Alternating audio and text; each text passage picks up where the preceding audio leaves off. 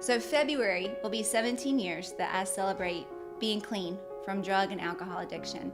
Jesus found me in a rehab.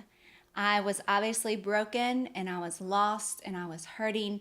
From age 12 to 21, I lived a life of drug and alcohol addiction. I was in a mental institution when I was younger for having tried to commit suicide. And so from age 12 to 21, my life was just a mess. And I didn't know who I was. I went to church, but I didn't know about a relationship with Jesus. So when I went into rehab almost 17 years ago, it was there that I just fully surrendered.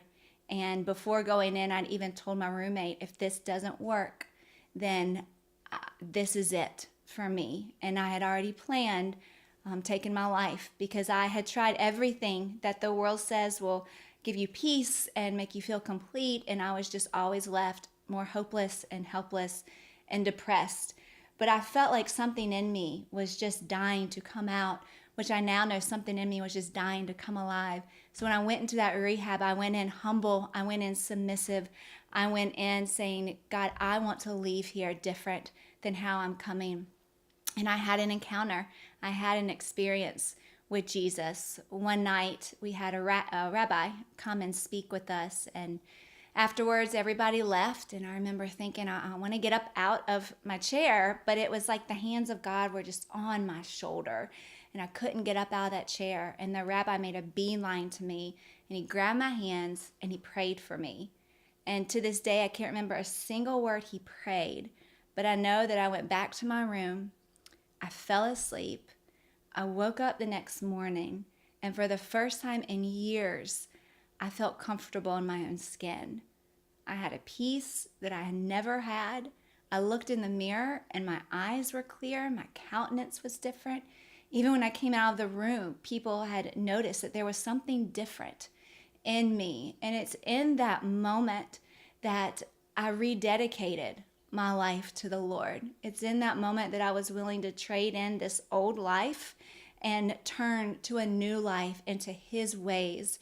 And after that, I ended up just continuing to submit myself and humble myself to the process of getting healed and whole and being honest and being transparent and being led by the Spirit, truly being able to tackle whatever it was that I needed to tackle at that moment. And every time I did, I would have a new peace, a new confidence. When the Bible says, taste and see the Lord is good, that's exactly what was happening to me. And so even though there was so much pain and trauma that I needed to work through, every time I would taste Him, I would say, this is what I want. This is what I was made for.